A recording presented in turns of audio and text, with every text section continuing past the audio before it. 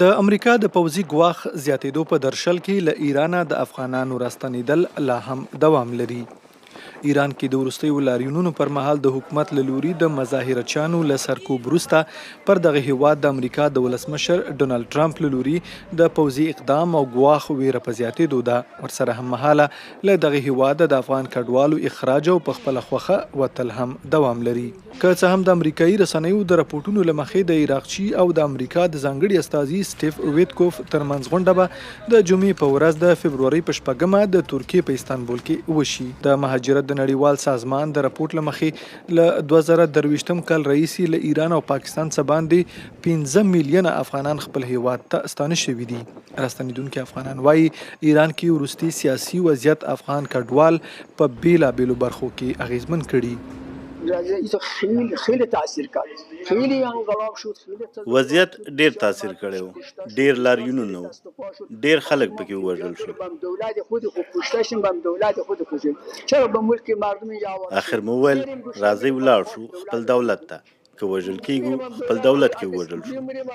ولې په نورو هیوادونو کې کډوال شو؟ سر افغان اینقدر فشاره، هر کاری که از خودش میکنه میندازه روی دوش افغانی. په افغانانو دومره فشار دی چې هر کار خپل وکړي پر افغان کډوالو یې تاوانوي.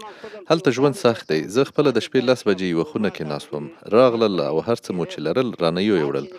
یوازې دا لباس را پاتې دی. نور مو هر څه هلته پاتې شوي دي.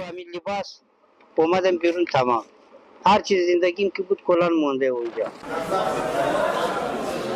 خو ستونزه دلته پای نه مومي. خپل هیواد ته له راتلو وروسته دا کورنۍ د ځای مناسبو خوړو او کار له نشتوالي سره مخ کیږي. د مهاجرت د نړیوال سازمان یا IOM د شمیرو له مخې د 2023 کال د سپټمبر او د 2024 کال دسمبر ترمنځ راستنه شوي شاوخوا 1439 کډوال له څو میاشتو وروسته هم نه دي توانېدلي چې دایمي کور پیدا کړي.